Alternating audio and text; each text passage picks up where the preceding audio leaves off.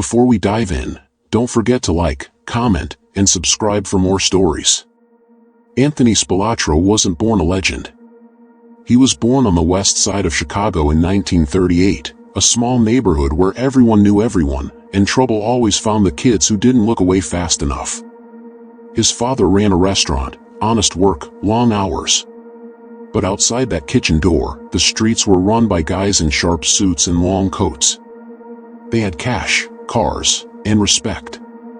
And to a restless kid like Tony, that looked like freedom. He wasn't big, but he was sharp, the kind of kid who noticed things others didn't. The way a man folded his cash. The way fear made people polite. He learned early that in Chicago, rules didn't come from books, they came from whoever had the power to enforce them. By the time he hit high school, Tony had a record. Small-time stuff, theft, fights, hustles. But the neighborhood bosses took notice. They liked his nerve. And soon, the boy who once washed dishes in his father's cafe was getting calls from men who ran entire blocks. Tony Spilotro was stepping into a world he'd never escape. Tony's rise wasn't quick, but it was steady. By his early 20s, he was working for the Chicago outfit, the same organization that ran the city's streets, casinos, and every shady deal in between. He started small, a few muscle jobs here and there. It wasn't glamorous, but it was real. People were afraid of him, and that was enough to start carving a name. It wasn't long before his reputation for getting things done caught the attention of the outfit's higher-ups. They weren't interested in the kid who followed orders, they were interested in the guy who made things happen. Tony was loyal, but more than that, he had a talent for understanding the balance of power. He knew how to stay in the shadows, make a deal, and make sure no one crossed him. He learned the real rules of the game: always have a backup plan, always keep your mouth shut, and always know when to play nice and when to break a man's hands. Soon, he was running his own operations, taking over territory, expanding his reach into the very heart of the outfit's empire, the casinos of Las Vegas. By the late 1960s, Tony Spilotro was a made man, and Las Vegas was his next frontier. The city, a glittering oasis in the desert, wasn't just about lights and shows. Beneath its neon glow, the real power lay in the casinos. The outfit had their hands in everything: the slot machines, the dealers, the games themselves. And Tony? He was their eyes and ears, sent to keep the operation running smooth, and make sure the bosses in Chicago kept their slice of the pie. But Las Vegas wasn't just a playground for the rich. It was a war zone for mobsters, a city where power shifted quicker than a blackjack hand. Tony, who'd always known how to walk the fine line between friend and enemy, quickly became known as the Vegas enforcer.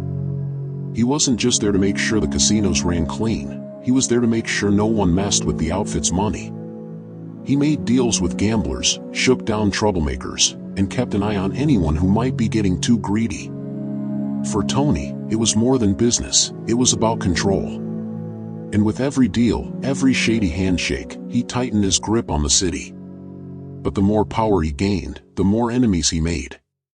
And in the underworld, enemies meant trouble, the kind that could find you in a dark alley or inside a locked car trunk. By the early 1970s, Tony Spilotro was living at the top of his game, but even at the top, the pressure never stopped. His reputation in Vegas was legendary, but it was also dangerous. In the world of organized crime, power wasn't a guaranteed thing. There were always whispers, rumors of betrayal, whispers of men who thought they could do it better, or worse, thought they could take over. Tony's biggest challenge wasn't just keeping the casinos running, it was dealing with those within the outfit who had their eyes on his position. There were men who respected Tony, men who feared him, but there were also those who resented his rise. In the world of the mob, loyalty was often a fragile thing, held together by money and fear. It wasn't long before the tension between Tony and his superiors reached a boiling point. The outfit was divided, torn between the old guard in Chicago and the new breed of soldiers trying to carve their own path. Some believed Tony had overstepped his bounds, his power in Vegas growing too quickly, his methods too ruthless. Tony wasn't the kind of man to back down. He'd been underestimated his whole life, and now, when the stakes were higher than ever, he wasn't going to let anyone take what he'd built. It was the mid-1970s when the real danger started to close in on Tony. The tension within the outfit was undeniable. Those in charge in Chicago weren't pleased with how Tony's operations were running, especially his violent methods. There were whispers that he had grown too bold, too uncontrollable. The real turning point came when Tony began to run into trouble with other mob families who weren't afraid to challenge him, families who were tired of his methods, his arrogance, and his greed.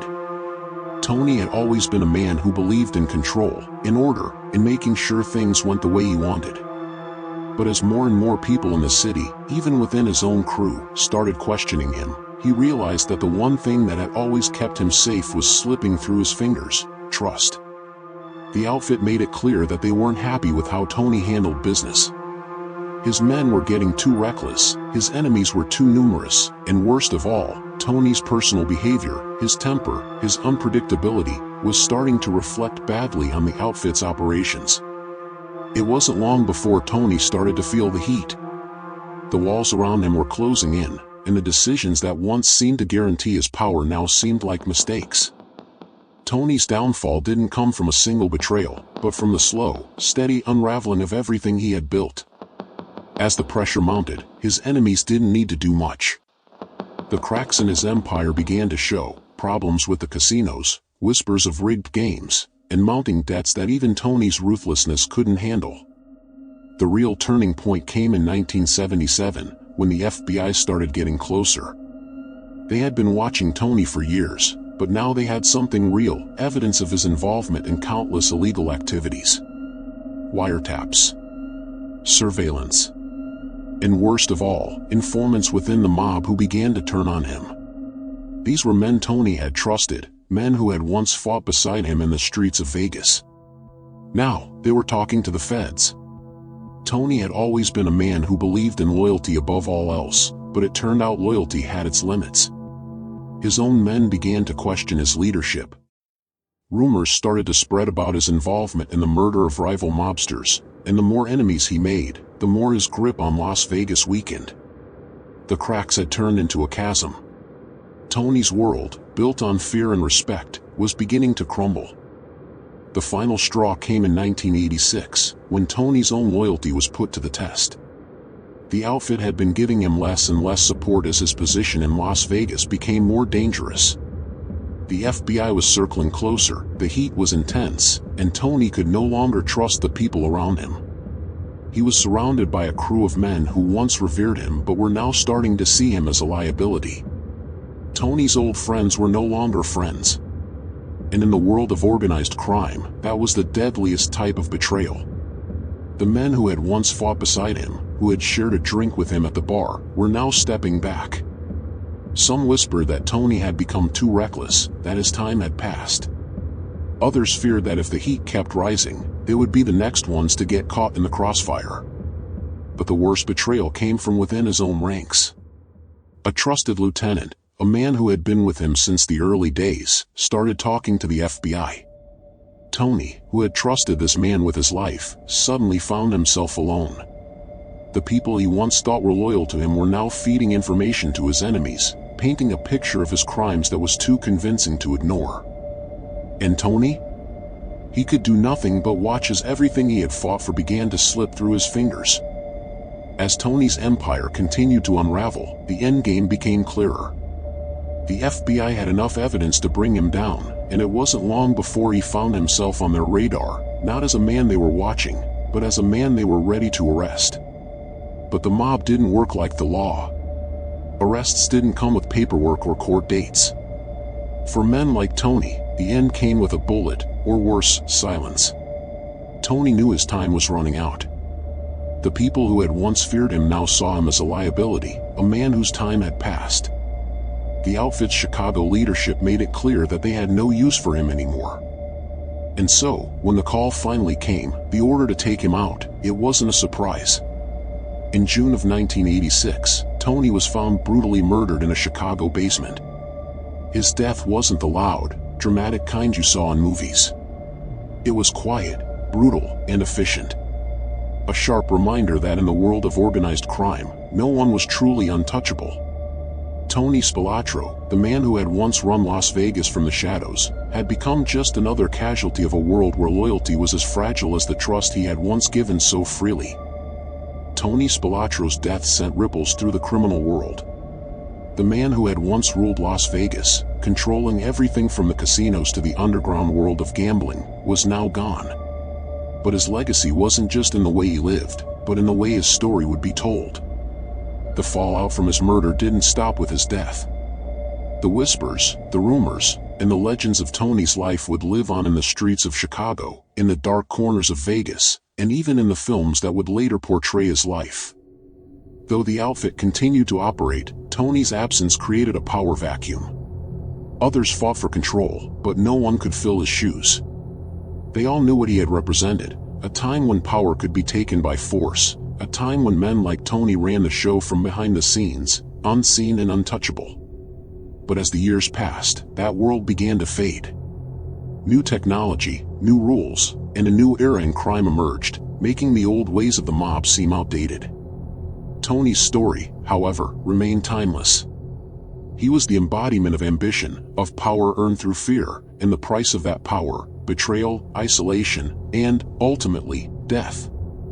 Tony Spilotro's story teaches us a harsh truth about power and ambition. He was a man who rose from nothing, built an empire, and earned respect through fear and ruthlessness.